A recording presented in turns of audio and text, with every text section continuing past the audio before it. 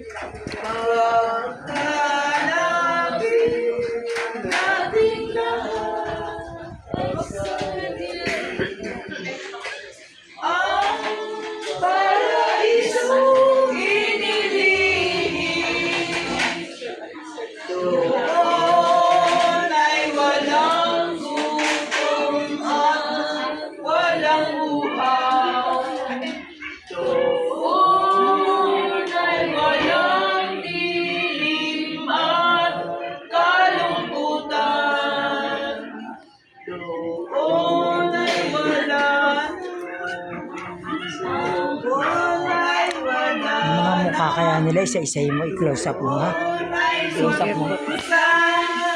ang kaligalagan. Si Ama ang siyang laging tinatawagan.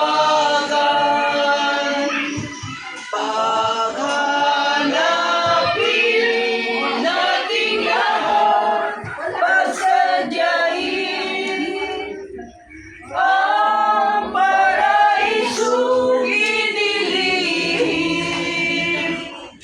Dito ay wala ng gutom at walang uhaw.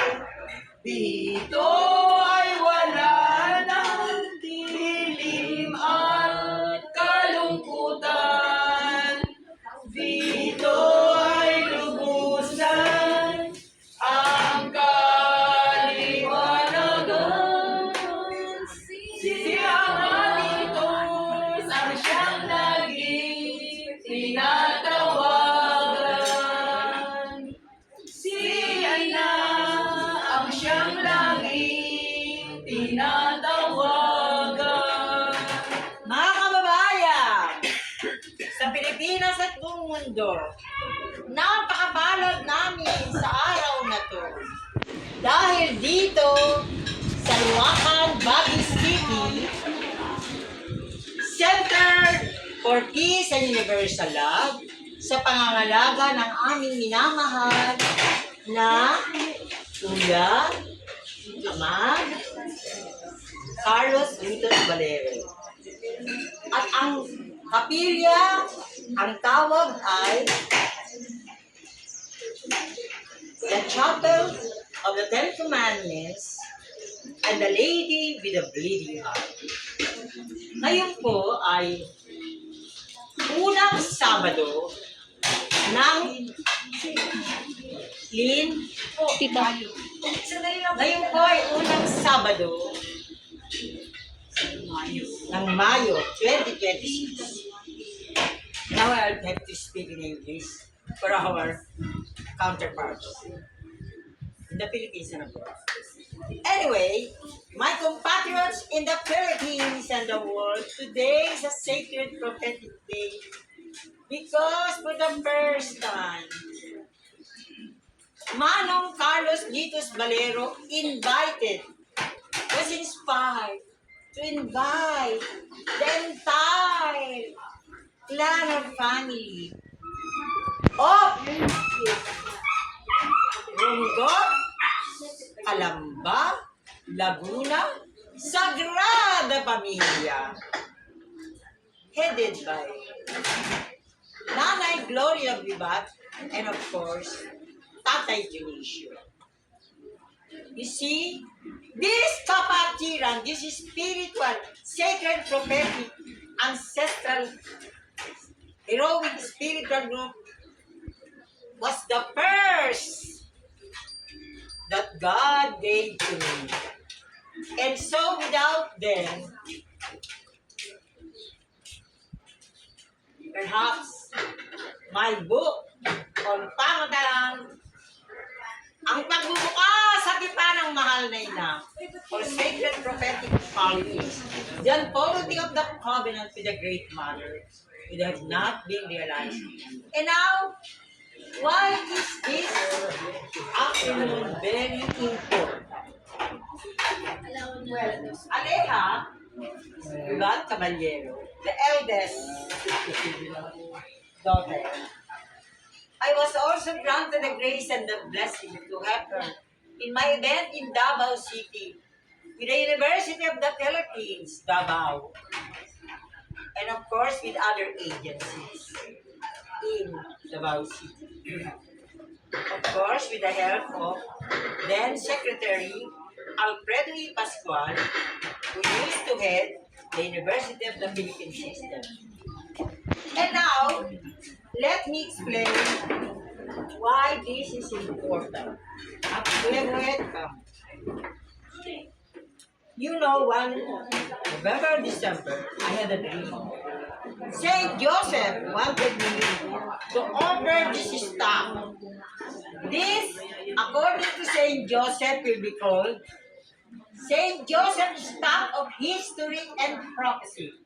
This came from Mount Panahaw in our event with the Interfaith Philippines Prophetic Dawn Dugong Temple, headed by Grandmaster Thomas Leon. And so, this one is given to me, lotus. You know very well lotus from the Buddhist tradition. And it means also fulfillment, the flower in the midst of the month. And now, why is this important? Nanay Gloria Vivan, if you remember, February 14, Valentine's Day. I went to Lungon. Nanay Gloria Vivan inspired me with a message to go to Runggot, Kalamba, Laguna, Sagrada Familia, and to offer, to make the crown, to crown the beloved members of the family of the Sagrada Familia. To honor and nurture your sacrifices through the years. Manong Ritus Valero told the group here that you were also the first to help Manong Ritus Valero in the establishment, in the installation of the Ten Commandments. Now, I told Nanay Gloria, I don't know how to make a crown. And Kuya Boye. Okay. And that is why I was able to produce one of my best videos, which I will use in my training workshop. Kuya Boye, remember? You put fresh flowers. I don't know, you put flowers there. And I crowned each one of them. Those who were there. And finally, you made me wear it. And together in the Daong, Noah's Ark, their chapel. I had an what a beautiful ceremony. I even prostrated on the floor. So,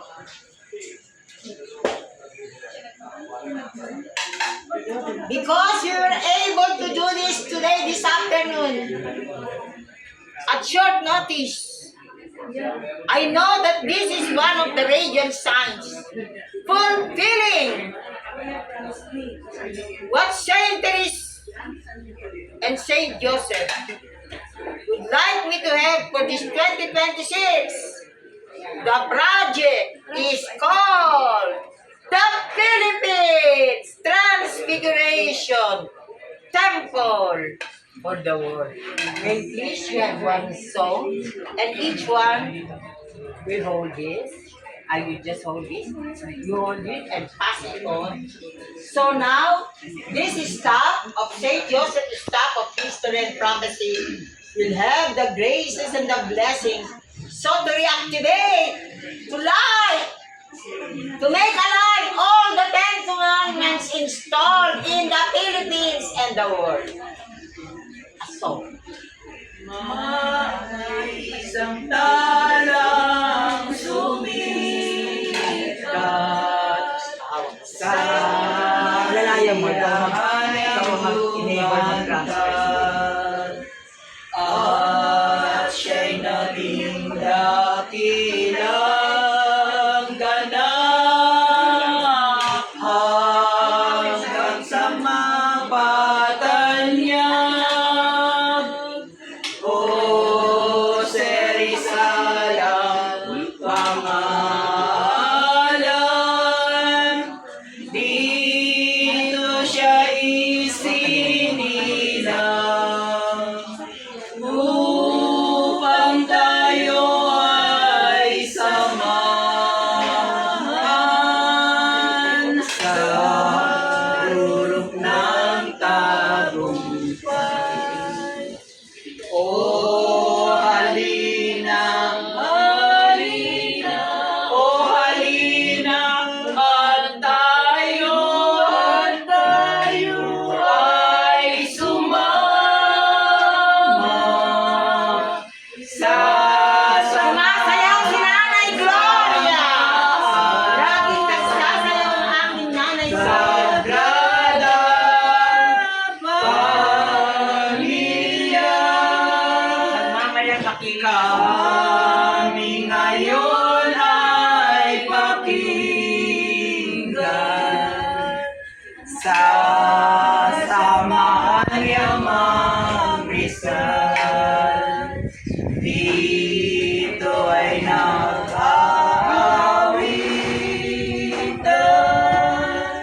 sa kanya'y naghihintay. O halina, halina, o halina, at tayo ay sumama sa samahan, Sagrada Pamilya.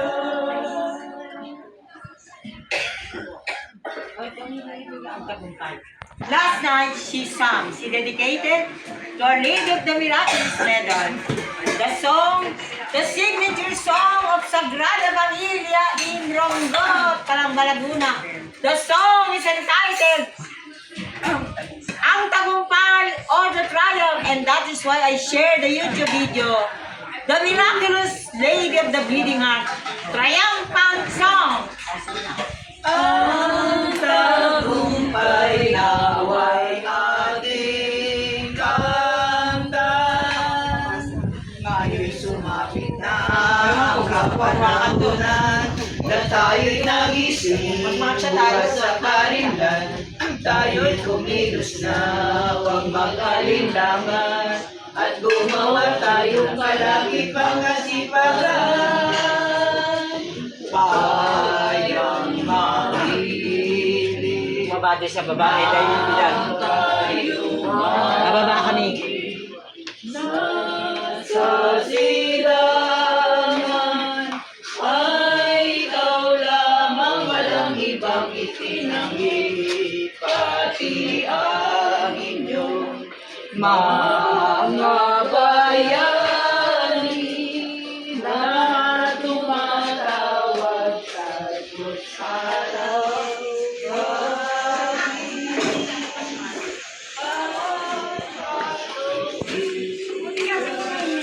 ating tamanan sa pagtatanggol ng kaapihan nitong bayang Pilipinas.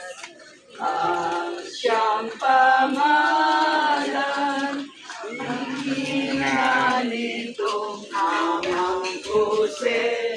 Nasasalamatan ko si Daniela! Daniela? Una mo yun sa baba, dahil will be done. Kapag umakit kami. Sige. Dahil will be done, unconditional love. Sa ikat ko tubos itong bayang sinisinta. Kami narito, piling yamang Rizal. Araw-gabi, hari, nananawagan, hari na tayo bawat laro. This one came from Marcy Manawan of Carmona, Cavite. The promise of Secretary Juanito Katibayan Remulla Jr. So you see the triumph. Thank you, God.